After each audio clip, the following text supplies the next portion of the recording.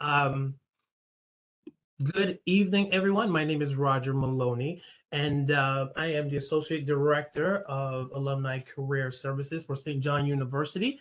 And tonight we're going to have an amazing panel. It's called Spending an Evening with the Tobin Alumni Association Executive Board Then and Now. But before we get started, I would like to introduce everyone to Dean Nomek. How are you, Dean? Good to see you. Thank you, Roger. Welcome to everyone who's online with us today, and um, looking forward to a great program with and seeing the direction that our new Tobin board is headed. I just wanted to provide a few key updates, some things that you might be interested in, and where we're headed with Tobin. One is in our broader vision moving forward is we're really looking to continue to elevate Tobin and to make Tobin the premier destination for students interested in studying business in New York. And I know there's a lot of competition in the New York region for that. And the thing that I've learned in I'm in my second year at St. John's. What I've learned is that we are more than up for the task. I've said this many times before. I think that St. John's and Tobin is academia's best kept secret when you consider the faculty that we have, the incredible student population, and then the incredible alumni base. I don't think anybody can match the network that our students get to tap into upon graduation. 43,000 strong in the New York region. So it's really quite something, and the goal is to really let the rest of the world know that Tobin's on the map, and this is what we offer. And obviously the basketball team has helped draw attention to us, and we want to take full advantage of that. Um, a couple other items that I think might be of interest. One, you may be aware that we have a Manhattan campus at Astor Place. We are starting a full-time undergraduate program at Astor in the fall. We really, I can't imagine a business school without a strong presence in Manhattan. And we really want to build up the energy and the enthusiasm around Manhattan. Part of that, something that might be of particular interest to you all, we are really looking to encourage our alumni engagement there. We are planning to offer our alumni the opportunity to use Astor Place as a workspace. So if you don't have an office in Manhattan and you're looking for a place to work for a little bit, we'll be able to offer you that opportunity. So here you'll be hearing more about that hopefully in the next few weeks. Another great opportunity, I think, that particularly for the alumni, I want every one of our students to be paired with a mentor at some point in their time in Tobin. And this isn't just, hey, connect with this alum, good luck, and you're on your own. This is going to be an embedded part of a course so that every student has to take part, and not just that, but it's something where they're really encouraged to explore the idea of mentorship and understand the benefits around mentorship. I think a lot of our students come in and they don't necessarily, as first generation students, they don't necessarily have that understanding of the importance of mentorship, and we want to really educate them about that. And we've piloted it this year with in one section of a management course. We're going to be expanding next year. So we need more mentors. If you are interested in taking part in this and you are an alum who wants to mentor one of our students, please reach out to me or somebody on our alumni relations team or someone on the board. They can connect you with me and I can give you more information. It's the feedback we've gotten from the mentors has been phenomenal. Everybody loves it. My favorite email I got last week was from an alum mentor who reached out to me and he said, can I keep talking to my mentee after the semester is over? And I said, yes, I hope you would, please do. And so there's been a lot of interest in that. The other thing that we're really focused on is building our enrollment. You may have heard of the demographic cliff. People stopped having kids as much during in 2008 around the recession, and so we're now 17 years later. The college age population is declining, and so we're competing for a shrinking market. But I think we're well positioned for that. Again, going back to my original comments that we want to elevate Tobin and be a top choice destination. This last year, our enrollments dipped across the university, but we've really been working a lot to engage a lot of our local high schools. We've had various, quite a few high schools come on campus. The thinking being that once a student gets to campus and they look around, and even if it's somebody who's, lives in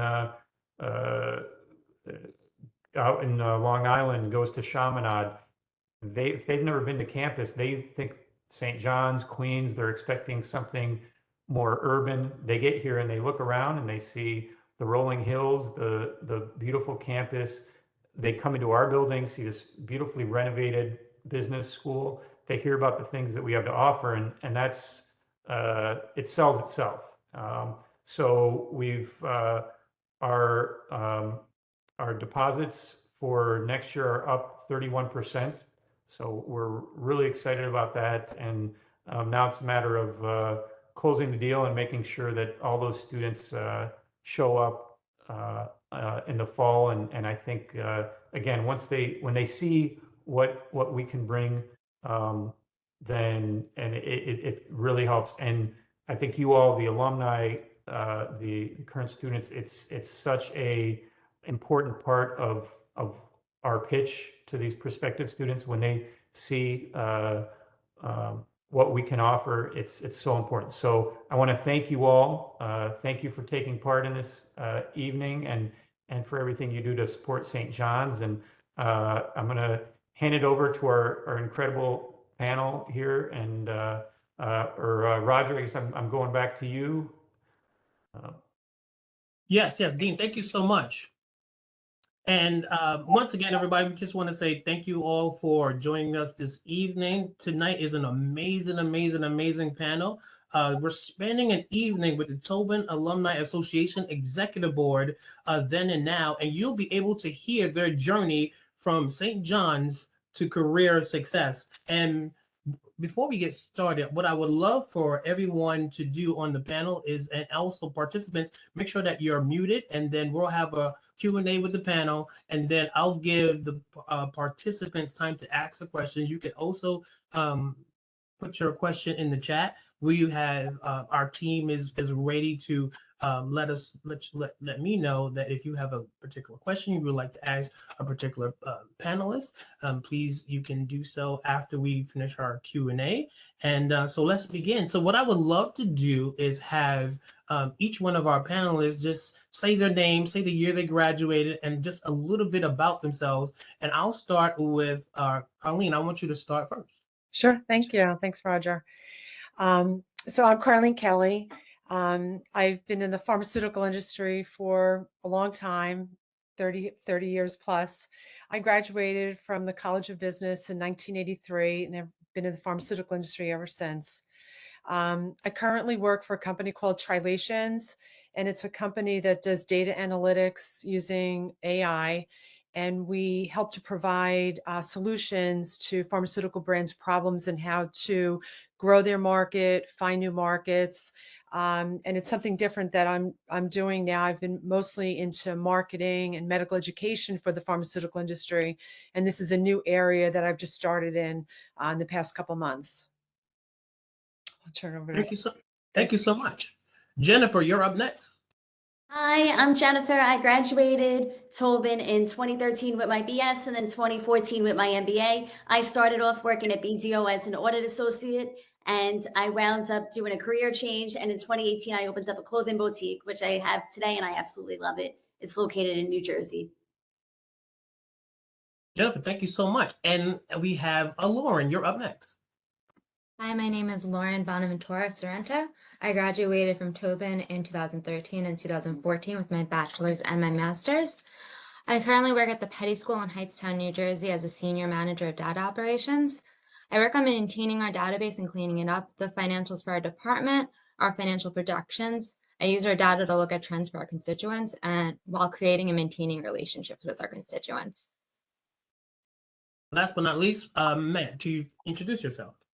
Yes, thank you. Hello, everyone. My name is Matt Perino.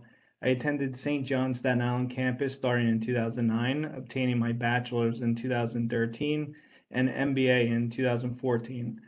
I'm now serving on the Tobin Alumni Association's board, helping with the marketing committee. Also, I'm currently a senior manager at RSM US LLP, focusing on audits of large middle market consumer product type clients. Matt, thank you so much. Before we get started, this is a general question for each of you. Can any of you just tell us a little bit about what the TAA board actually does? I'll start. So the TAA board was actually formed to actually build community and relationships with our alumni. Until we actually had dorms on campus and on-campus housing, it was really rather difficult to keep alumni together. But since we've had on-campus dorms, it really has been great in order to build that community and try to continue to keep those relationships going. The first thing that we do is we want to help the university, as the dean talked about, making sure that we get the best students at St. John's. And then once they're there at St. John's, we want to be able to provide them things that maybe they need, whether it be mentoring, whether they need calculators, but just to keep hear what their needs are. And then lastly, we want to be able to help them once they graduate, whether we can help them to find jobs, be an ear for them to listen, whether we can be a mentor for them. Just to be able to help them in their career once they graduate from St. John's. And lastly, we hope that hopefully over time that they'll give back money to St. John's as a way to say thank you for the time that they had at St. John's and for the help that they've gotten. Thank you so much. And for my first question is, can each of you just share a little bit about your professional journey from St. John's to your current role now? So anybody could start out, Jennifer, Matt, Lauren. Sure, I don't mind kicking it off. So right out of college, I started at RSM as an audit associate, and I've been there ever since. St. John's helped set me up with recruiters that, helped me get to where I am today, and ultimately I accepted my offer with RSM. So I've audited many different industries, but found my way into focusing more on consumer product type brands and international clients, particularly in fashion and retail. So I'm now a senior manager. I have my CPA, and I'm also serving on my company's internal growth team to help the business grow, from the network that I have built over the years from St. John's and through other colleagues as well. Thank you, Jennifer or Lauren. You guys could jump in. Same question. Share a little bit about your professional journey from St. John's until now.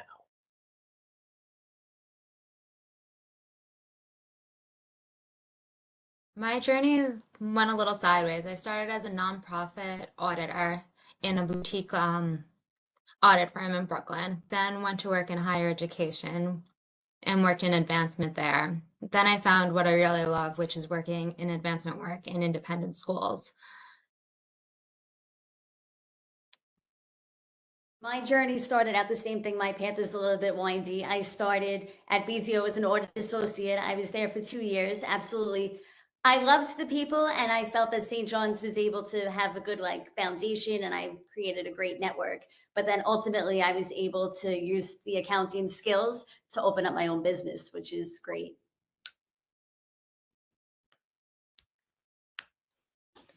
And then I've been in the pharmaceutical industry, as I mentioned. I actually networked while I was at St. John's and started my career at Pfizer as a pharmaceutical sales rep.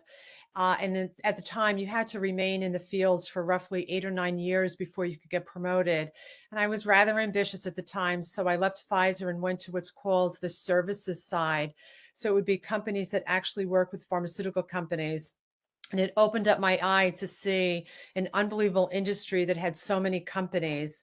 And so I built my career working in advertising, did things in medical education.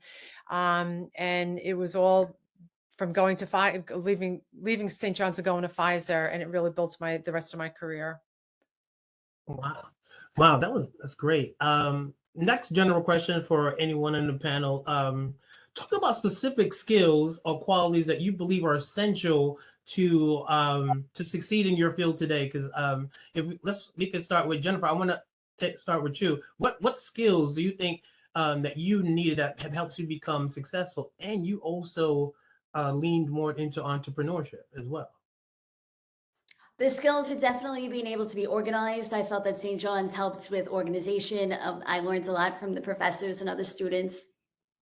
And then also communication, because I'm around all different people every day. So you need to be able to communicate with the customers, see what they like. And then other vendors too. You're always communicating with everyone. Thank you. And for you, Lauren, you come from the non-for-profit space. Share a little bit about your insights as well in terms of specific skills and qualities that you believe makes you successful in your particular field.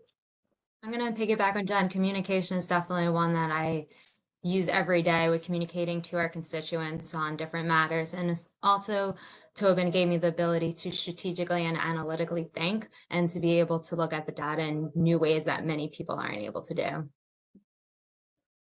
Matt, over to you. Same question. All right, so a few certainly stick out in my mind. I think the most important, aside from the education, was just the Vincentian value of helping those around me. Made me embrace any opportunity to provide guidance and mentorship to both colleagues and clients. And when the people around you see that, it kind of, makes them want to engage more with you and kind of makes you stand out a little bit.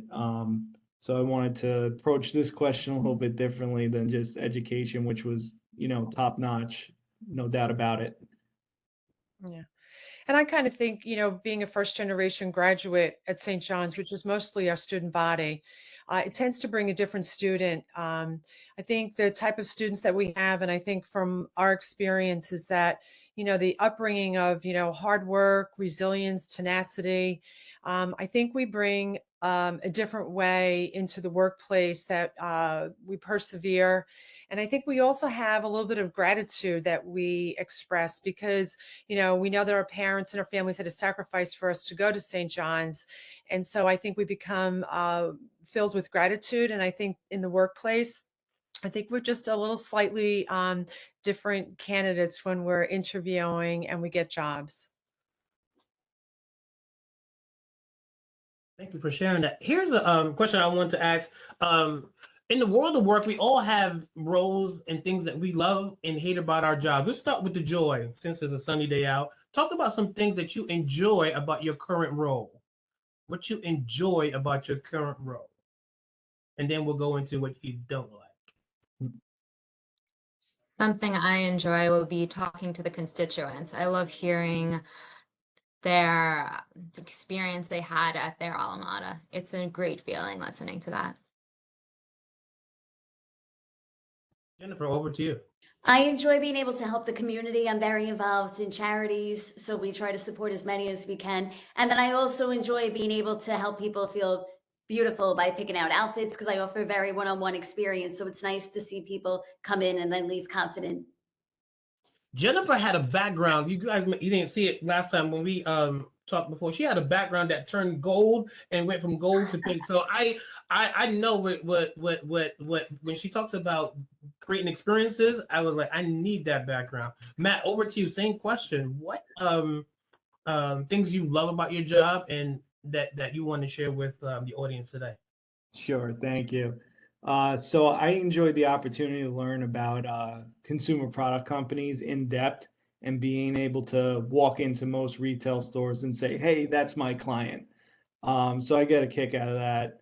I also get to speak on a daily basis with C-suite executives, and we learn from each other. We bring a lot of thought leadership to the table, and it's just really engaging conversations. So it's changing daily.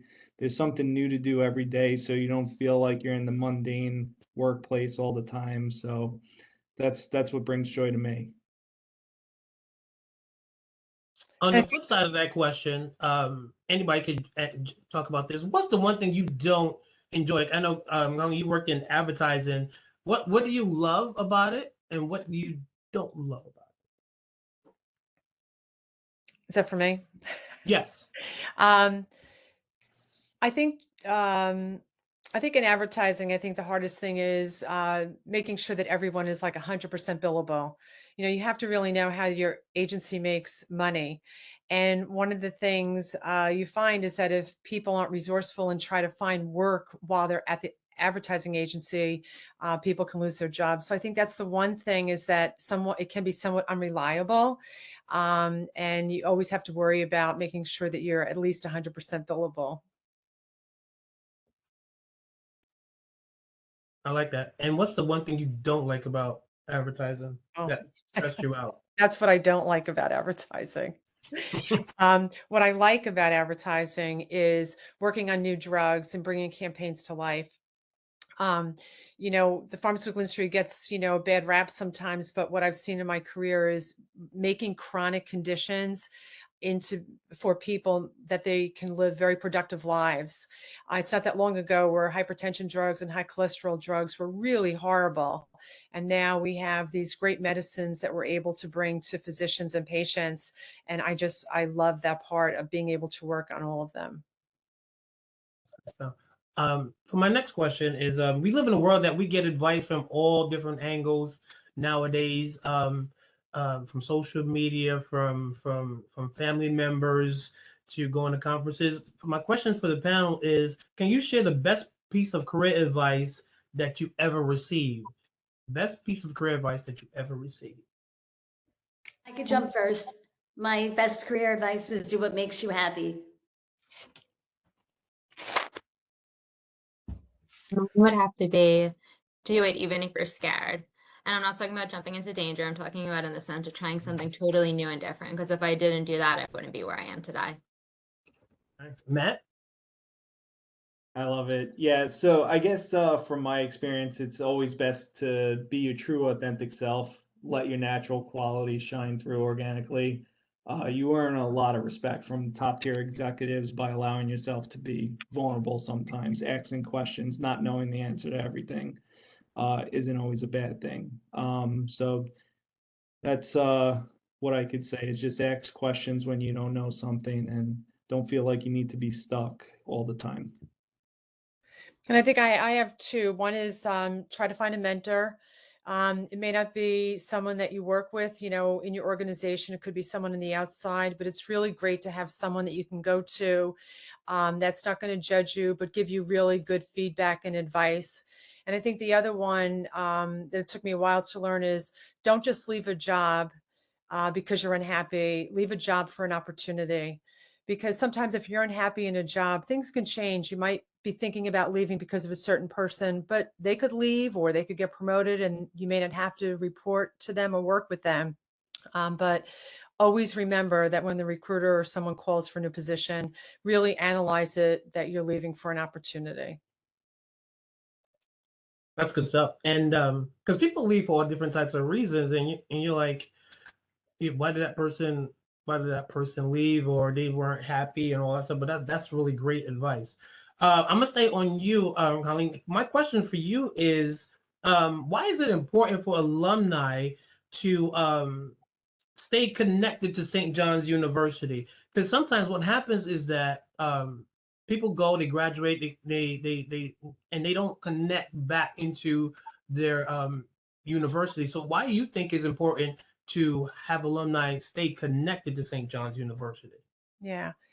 I think one reason is just the relationships. I mean, you build so many relationships while you're at St. John's with so many people. Those relationships, show themselves in trust. So when they show up, those relationships afterwards in the workplace, if there's opportunities, who are they going to think about first? They want someone that they can trust for those opportunities. So I think, the relationships that you have, it's important to keep them alive. I think also it's about giving back and paying it forward. The reason I got into the Alumni Association, the reason I mentor so many students is because I have a debt of gratitude to St. John's for my first job at Pfizer. I mean, it's been an unbelievable career. And so I think for all of us, where you land, I think that's really important. And if you do great, I think it's time to give back to St. John's and just be thankful for that. And I think the strategic visibility, by being involved at St. John's, it's allowed me opportunities to meet other alumni in high positions and C-suites. It's allowed me to have a board position, on my resume. So not only am I able to help people and get something back, but there's also something there, some visibility of, something more that I do in my spare time. That's good. Lauren, same question to you. Why do you think it's good to stay connected to St. John's University, especially for alumni? And especially if you could share a little personal story, like for yourself. Of course, I'm very connected to St. John's. My grandfather actually graduated from St. John's, so my love for St. John's runs deep. I think that the connections I made while I'm at St. John's, I still have many of them, and I still rely on them heavily for different things because we have all different expertise, and we stay close and we talk in communication.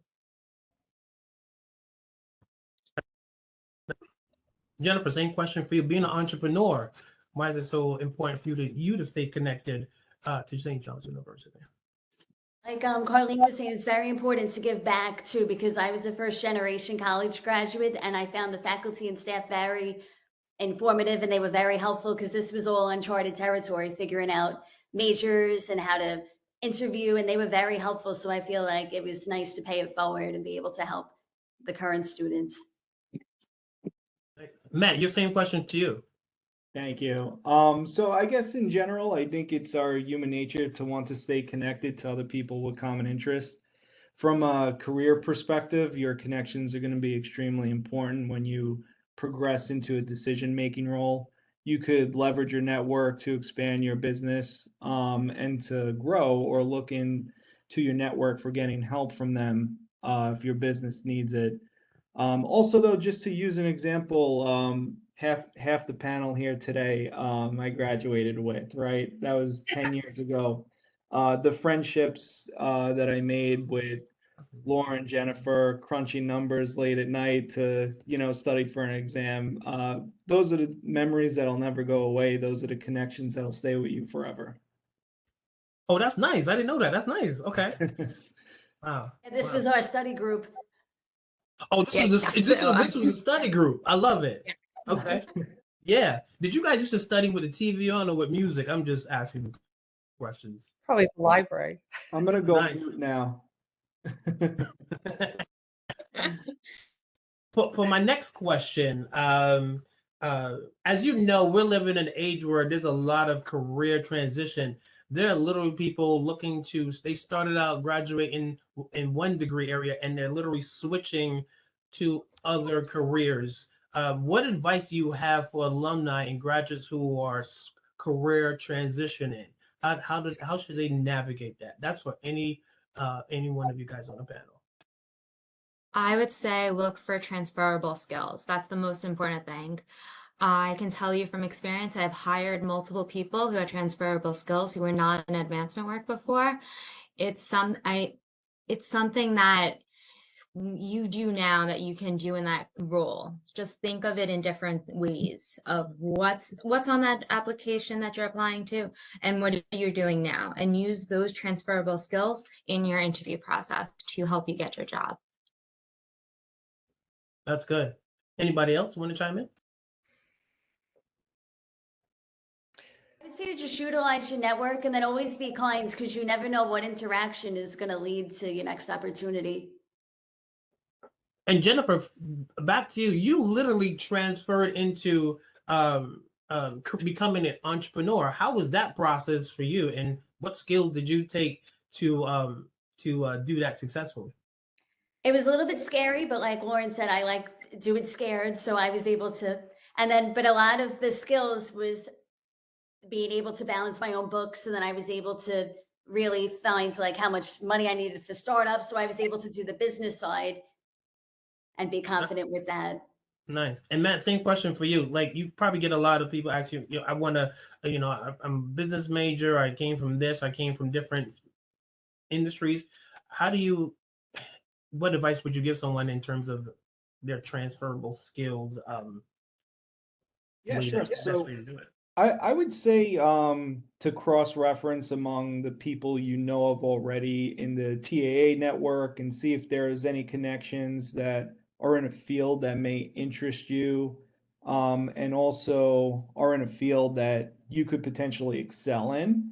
So you could leverage platforms such as LinkedIn to browse around TAA groups or find people that work for companies that you're looking into or find interesting. And just like we all said before, don't hesitate to reach out and make an introduction, gain some further knowledge from those people, engage in a mentorship relationship, and that could benefit in the transition. And jumping on what Matt said, even I think it's important if you send an email, because people are nicer than you would expect. So if you just take the risk and send an email and reach out, it would work out. Yeah. I would also offer to volunteer. If there's some skills that possibly you're missing, maybe there might be ways that you can volunteer to pick up some of those skills. Like, sometimes people say, oh, I really would like to get into sales, but I don't know how to do it.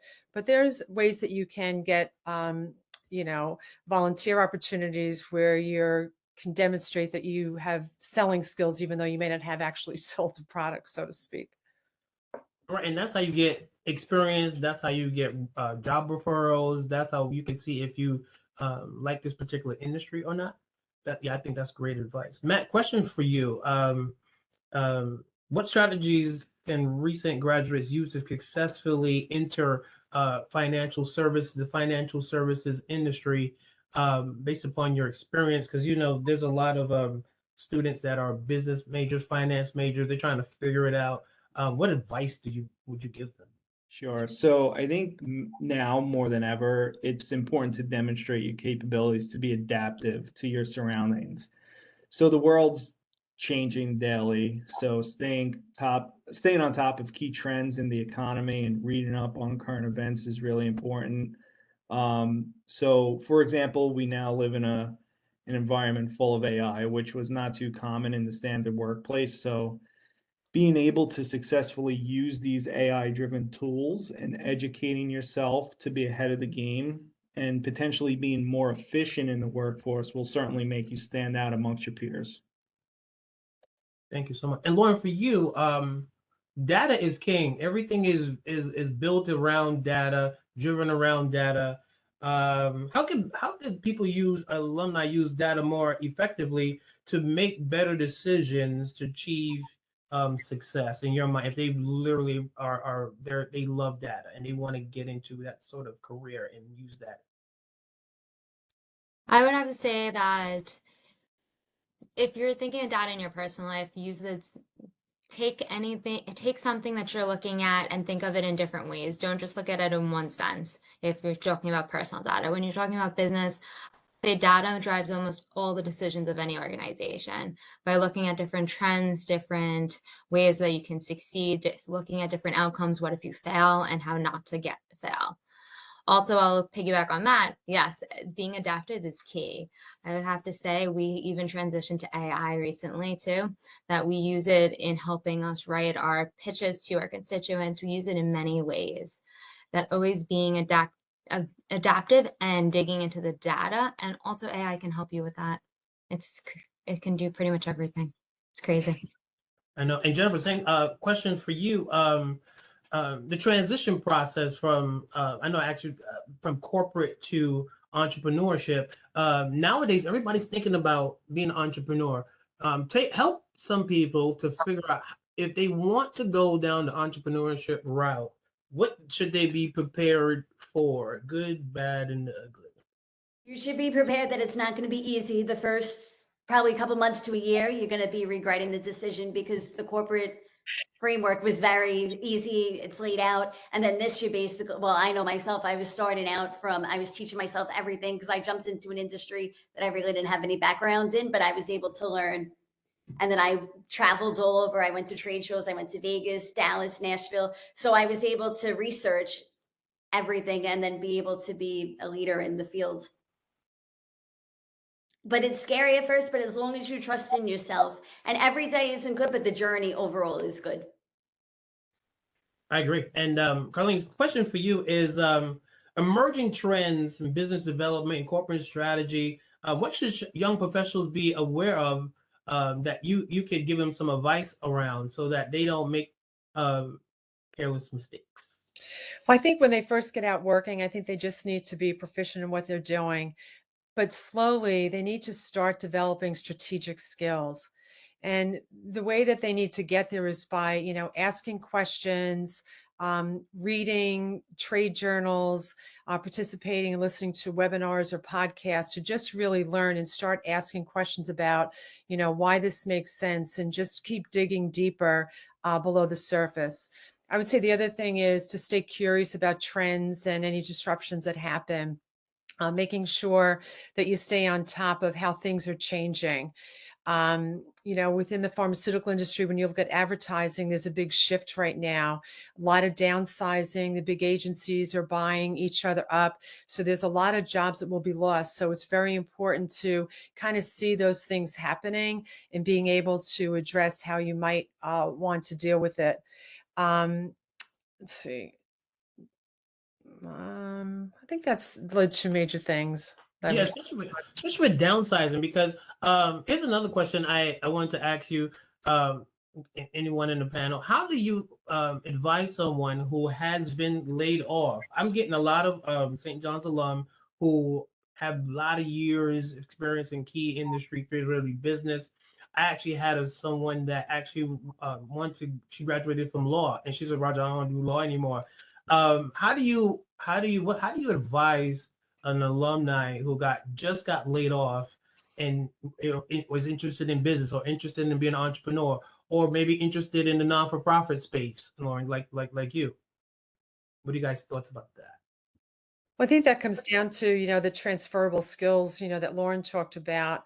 But I think, for myself being a little bit older and, going through layoffs, it's really can be very frightening. But what I learned through that is that the moment that it does happen, reach out to all of your friends and people that you worked with, because you cannot believe the amount of people that come forward to help. It's people at first when it happens, it's like, oh my gosh, I can't believe this happened to me. But when you realize it happens to so many people, and particularly when you get a little bit older, but when you call people, if you have a good reputation, people are more than happy to represent you, take your resume, give it to people. And I think it's having that network that if you build a relationship in your network, when you actually need it, they're there to help you. That's good. Anybody else want to chime in? Yeah, just to add to that, I couldn't agree more. But I think as scary as it is, embrace it, right? If you have a period of downtime before you transition, educate yourself, find and seek opportunity that you're interested in. Maybe this could have been the best change in your life that could have happened to you. So don't look at it as a bad thing. Look at it as an opportunity to grow and learn from it. AI is a big thing in terms of a new technology too, and a lot of people are uh, afraid of it, nervous about it. How have you guys managed to one overcome the fear and use AI to your advantage based upon your different industries? I find AI. Go ahead, Oh. Jen. AI is very helpful with social media too, because I'm able to generate like posts and captions and then be able to see where to post and all different, exactly what Lauren was saying about the trends and the data, where to, AI is very helpful with all like the back end analytics. Definitely is good with analytics, and it's also great to help you write different pieces that you need to write. So do a lot of time writing solicitations or writing stewardship pieces for our constituents and our donors. And when AI does a great job, you tell it what you want, and then you have this beautiful piece, and then you tweak it however you need to. So just leaning into it in a sense of knowing that it's not 100%, but knowing that it's giving you a great starting point and saving you a lot of time and freeing you up to do a lot of other things. That's good. And being in the workforce, you deal with a lot of personalities. How have you guys navigated dealing with different personalities and that keep and that try to distract you, keep you off your game? How do you guys stay focused at work? Staying focused at work, Colleen, is so key. What do you do? What are some of your tips and things that you do to stay focused at work and not get distracted? Well, I think one thing is don't take on other people's issues or problems, and don't allow them to take up too much of your time if you don't have it. So it's actually okay to be polite and say, I have to get back to something.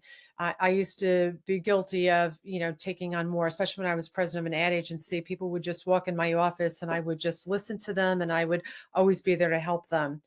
I think the other thing too is let people do the things that they need to do, whether they're going to fail. If you think that you know the answer, let them do it.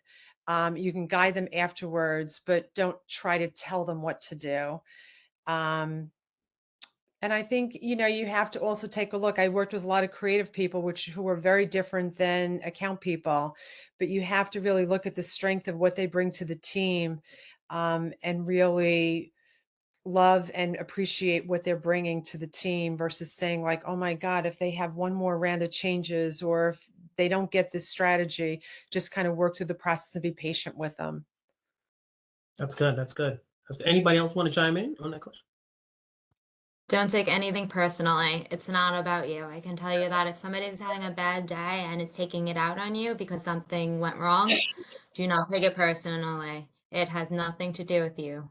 It's hard at times, but it's the best advice I can give you. And Matt, working in the financial industry, you can't take anything personal. How do you deal with that on a day-to-day basis?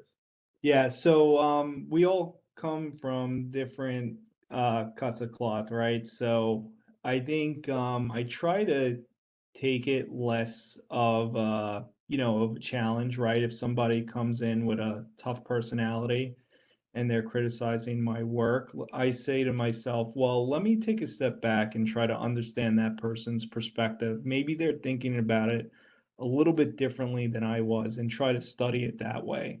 And then I'll come back to them. Maybe I'll sleep on it a little bit. I'll zip my mouth before I say anything right away, and then come back to them with fresh perspective the next day.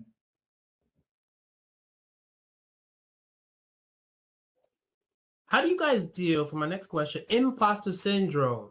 I know as an entrepreneur, Jennifer, you probably like, did you ever go through, oh my gosh, can I really run an organization? Can I really run a company? And how do you deal with that? And in your daily life, how did you overcome that? Because entrepreneurs go through that all the time. Oh, absolutely. And then I feel that you have to realize that you can't compare yourself to anyone because you're comparing your step one to someone step 9. So like starting out, I didn't even have a storefront. I was doing vendor fairs. I did it out of my house. I sold online. So I can't compare myself to someone, even though it's very easy to look at someone else and be like, oh, I wish I had that. But as long as you just have like tunnel vision and focus on yourself, and to realize that you never know like what someone else is going through, and it's so easy to compare. So it's hard to get out of your head. Nice. And Lauren, same question for you. Imposter syndrome, how did you navigate and deal with that? I'm going to refer back to what Matt said, being your genuine self is key, because as Jen referenced, everyone's in different stages of their career, and you can't compare yourself to somebody who's been doing it 30 years when you've only been doing it 10. They've had much more experience. They've seen a lot more than you have. And Carlene, same question for you. Running a huge ad agency, being the president of an ad agency, how did you overcome imposter syndrome? I think I always went back on the experience that got me there. I think knowing also too that I was responsible for up to 200 people in the agency and their livelihoods kind of helped me to kind of get over that, to just always make sure that I was tenacious and, did the right thing for the agency to grow. But I kind of always felt that, I always was prepared. Like I did the hard work and always continued to do the hard work and were persistent. I always knew that there were people that could maybe do the job better or wanted it, but I always felt that I have tremendous grit, and I just always knew that I would be able to get the job done. Colleen, I'm gonna stay on you for a minute. Since it looks like we're gonna have nice weather for the spring and summer, and we have a lot of amazing movies coming out. Talk about a movie that inspired you. What's your favorite movie that inspired you? And every time you see it, you go, you know what? That's me. I like that movie. I can see myself in that. I'm terrible with remembering movie names. Anything you can, don't worry about you. It could be a movie that a particular actor or actress was in. Whatever. I like Tom Cruise and Mission Impossible. I mean, every time I leave, I like Tom Cruise too, Colleen. I'm with you. I love more and more. So yeah, I'm not jumping on any planes though. That's the only thing I'm not doing. Right, Jennifer and Lauren and Matt, we're not doing any plane jumping. Jennifer, I'm gonna go to you as an entrepreneur. What's some of your favorite movies that keep you inspired? I actually have two. It's probably going to be stereotypical, but I love Legally Blonde. How Elle showed how you could follow your dreams, and if you believe in yourself, you could do anything. And then the beginning scene of Crazy Rich Asians. Oh yeah. For Legally Blonde, did you see Legally Blonde 1, 2, and 3, or you just like the first one? All of them. yeah. And got it. Lauren, your favorite movie and why does it keep you inspired? I have to agree with John. It's Legally Blonde just because of how driven she is and how her determination gets her exactly where she wants to be, which is amazing. Which is amazing. And then the whole pink outfits are amazing too. Mm-hmm. Yeah. And her dog. And the dog. Matt, what about you? All right, this is gonna get scary. I guess I'm not allowed to say The Accountant, right? Because that's just being biased. So yeah, I guess I know why. And then the Accountant 2 is getting ready to come out. I know. Yeah. So Catch Me If You Can. I guess that's kind of scary too, because as an accountant serving in public accounting, I don't want to be caught for writing fraudulent checks. So. Yeah. I don't know, maybe not the best person for this question, but I'll stick with Catch Me If You Can. That's a good movie. Like you're always on the run, you're always chasing after something, so you could apply it to your day-to-day job. Yeah, always looking over your shoulder is too much. Too much. Yeah. And that's going to be the end of my Q&A with you guys. So I wanted to take this time out to open it up to the participants to see if we have any questions. We have one question that came in someone wanted to ask, how could you get involved in becoming a part of the TAA? I think that's what that question. If it's possible. Yeah. Okay. So for me, I attended a St. John's event in the city, and I met with other alumni. I think it was when Dean Sharp just became dean.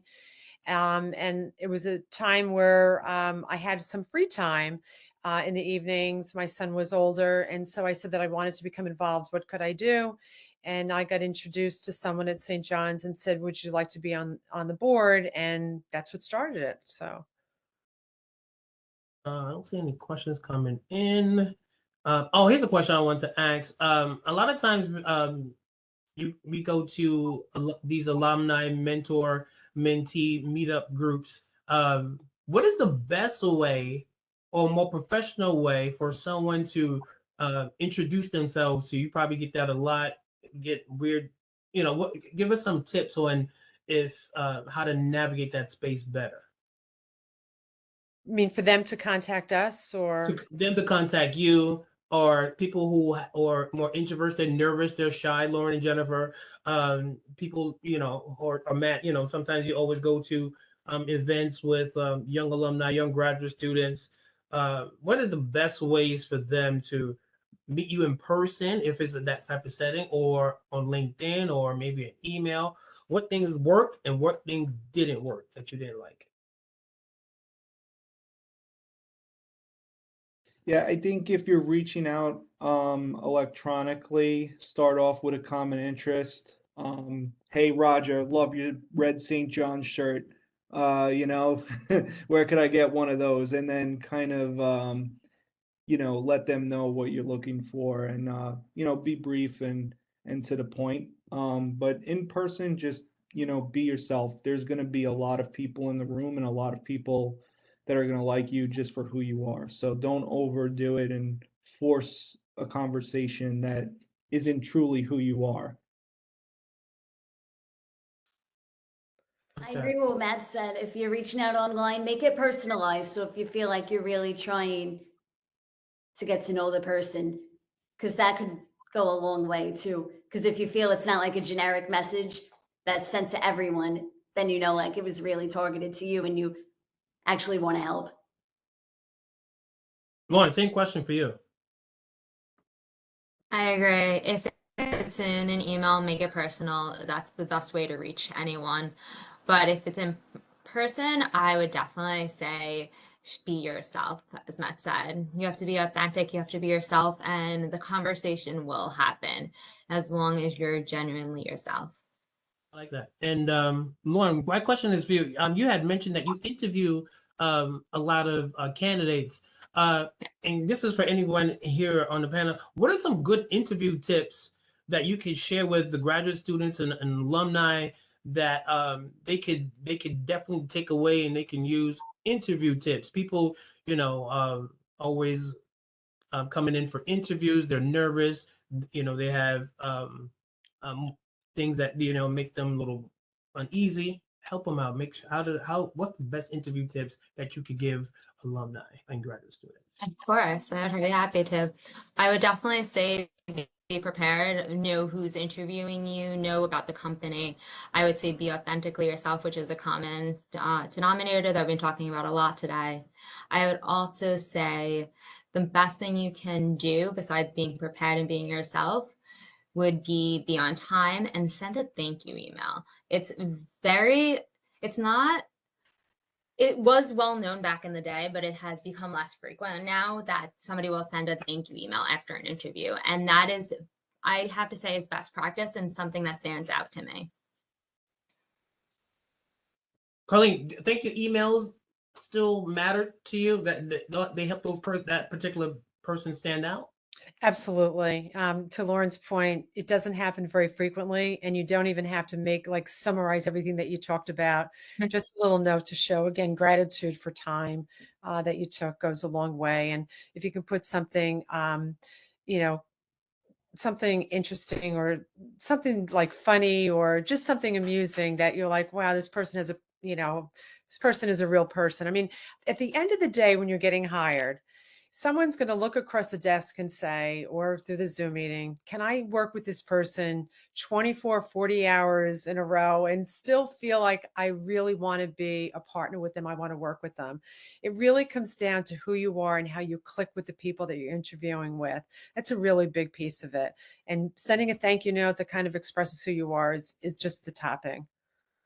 I like that advice. And Jennifer, for you being a business owner, hiring employees, what what type of people stand out to you, especially when you're going through the interview process? Because I could do both. And then when I worked in the corporate world, I was able to do the on-campus recruiting too. And it's important to let your personality show because your resume speaks for itself. And then we all have the same qualifications. So you're in the room, but because you deserve to be there.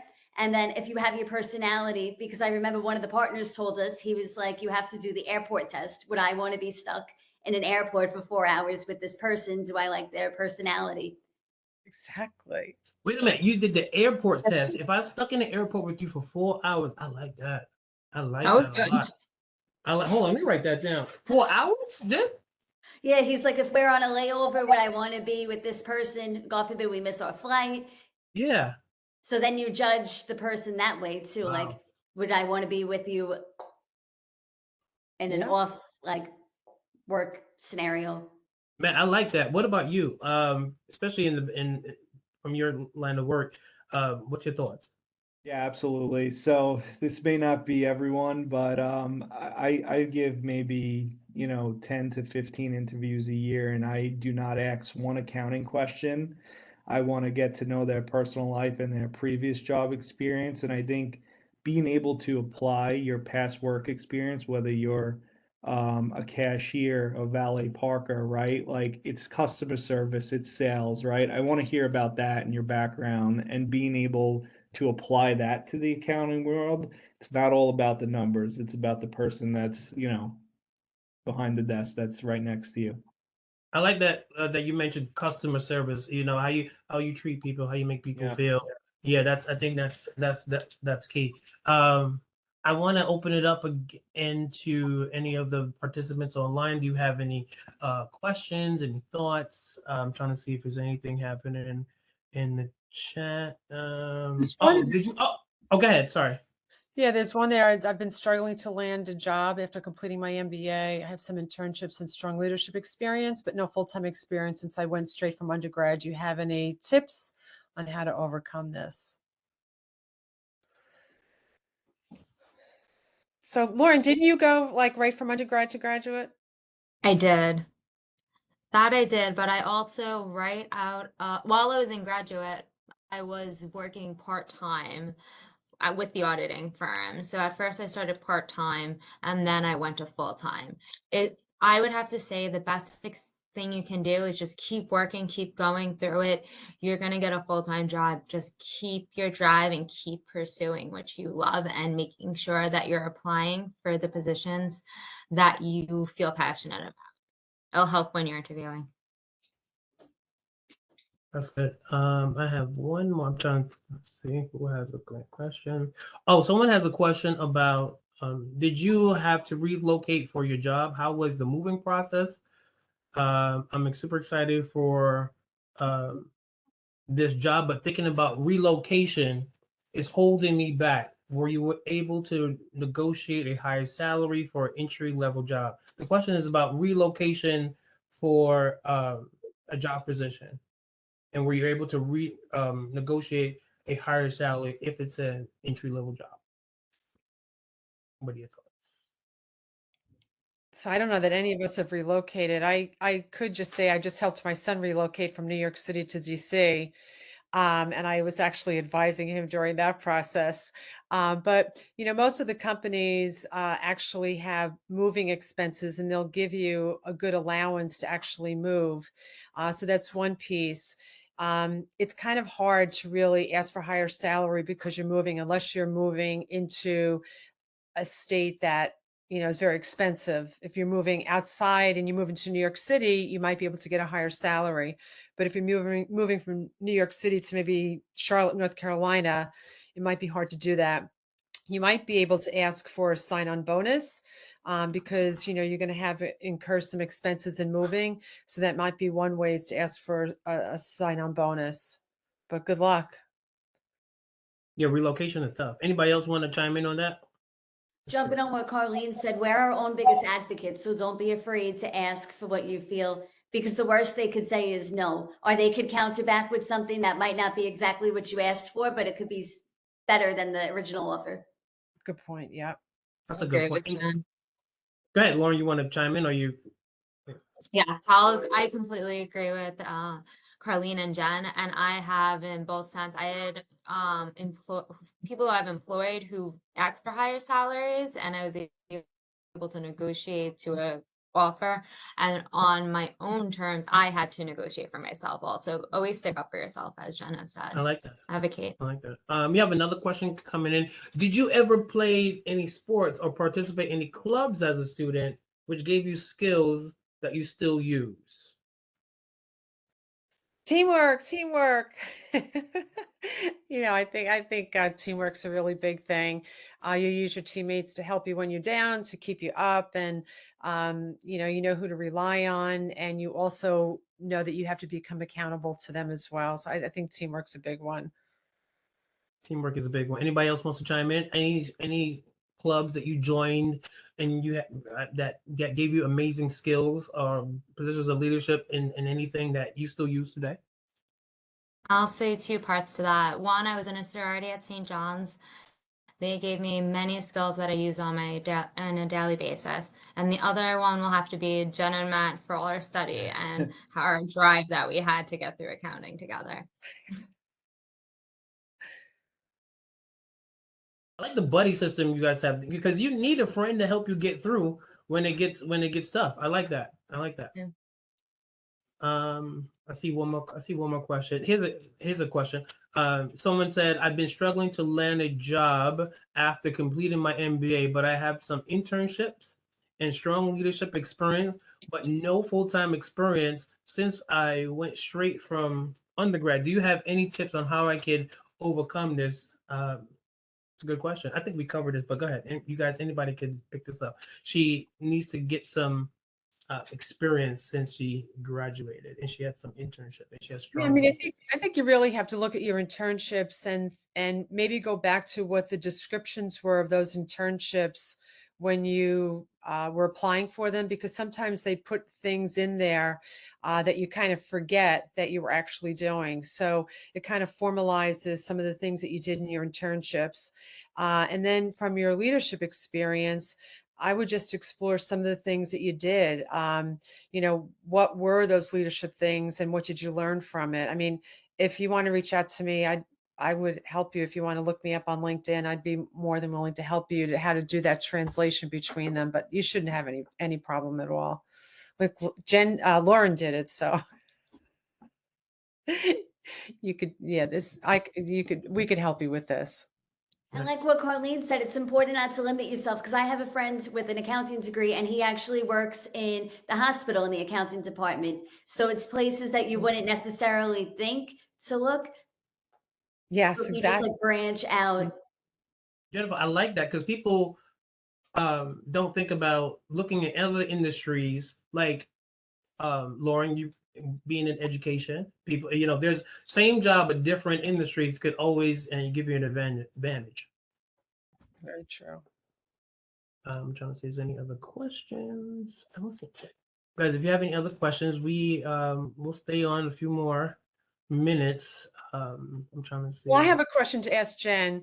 So you said that you didn't know anything about fashion. So why did you pick fashion to start your business? Oh no, I knew everything about fashion. That was my guilty pleasure. I took my first paycheck and went to Short Hills Mall, but I didn't know how to open up my own business. I like that. I like that, Jen. I like that. Commit. You went straight to the mall. I love it. That was your passion. That's good. I love it. I just Jen, didn't know who the are some of your favorite entrepreneurial designers? side of being able to like open up my own boutique. But the fashion is what drove me to picking this industry. Jennifer, who are your favorite designers? Who do you like? Oh, that's a great question. I love Hermes, Louis Vuitton, Chanel. That's actually how Lauren and I bonded too. We would online shop. That would be our like 10-minute reward in between classes. It was. I'm trying to think. Matt, did you take any how were some of your do you maintain any of your early relationships or internships, any mentors you still keep in contact with? This is a question for anyone that's helped you along the way with letters of recommendation, that sort of thing. Because in working in business and finance, you need that type of connection. Yeah, absolutely. So the person who actually told me about RSM was somebody that I looked up to in my St. John's fraternity. So even though he's in a different line of business than myself, so he's in consulting, I still look up to him as a leader, and I use him on a daily, weekly, monthly basis to be my mentor, and I definitely stay connected. And just going back to the point of mentorship, though, I want to make one point. You don't have to have one mentor, right? You could seek multiple meaningful mentors, and you could kind of get a little bit of flavor from each of them and kind of develop your own skills from that. I love that. So what we'll do now, if we I don't see any other questions coming in. Let's start with the networking. Now, if you guys would like to share, any of you guys on the panelists, your contact information, maybe there's someone that didn't think of a question, they want to reach out to you on a later date. Can you guys go around and just share your LinkedIn information or any other way they can reach out to you? Yeah, sure. So on LinkedIn, it's just my first and last name on LinkedIn. I'm very active on it. So you can see my name is there. But, always feel free to reach out and I'll respond back within the day. Cool. Jennifer? My LinkedIn is Jennifer Arpaia, and then I'm very active on social media, Instagram, Facebook. My store name is All There Boutique. If you send me a DM, I would absolutely love to chat. And Lauren? My LinkedIn's Lauren Sorrento, and if I am very active on LinkedIn, so please feel free to connect. And last but not least, Matt. Sure, mine's Matt Perino on LinkedIn, so absolutely feel free to reach out to me. And my name is Roger Maloney. So I'm the Associate Director for Alumni Career Services. It is a tool that you guys could, if you're alumni or graduate student, you need help with your resume, you need help with interviewing prep, you need help with just getting resources to figure out upcoming job fairs, job opportunities. The university does offer that service. I would love to speak with you. You can feel free to reach out to me. I'm definitely on LinkedIn, and you'll make an appointment, and I'll do my best to help you get to where you need to be career-wise, which is an amazing service that the university provides. Okay. And if there's not any other questions, I would just love to say thank you guys so much for spending time with us. You've gotten a full meal of information and wisdom and nuggets of career insight that could help you in any field. And I would just like to thank Carlene. I want to thank Jennifer and Lauren and Matt for sharing their insights and their amazing stories with us. We also thank Dean, a woman, for coming on and sharing insights about Tobin Business School as well. Big shout out to the St. John's alumni. Big shout out to Stacy from the Lockton Society for hosting this webinar for us using the WebEx platform. And once again, my name is Roger Maloney, and big shout out to Nicole as well too. Thank you, Nicole. Nicole is definitely one of the team members on the alumni and for St. John's University. We're a small team, but we do amazing things. We would like to thank you guys for joining us this evening on this Thursday night, and we hope you have a great evening. And thank you all for joining us. And this is something that we're definitely going to do again, because I thought this was a great event. And I thank Jennifer, I thank Lauren, I thank Aline, I thank Matt for being panelists. I want you guys to have a great evening. Thank you. Thank you so very much, Roger, and everybody else. Thanks, guys. Thank Great you. to see you. Bye-bye. Thank you. Bye.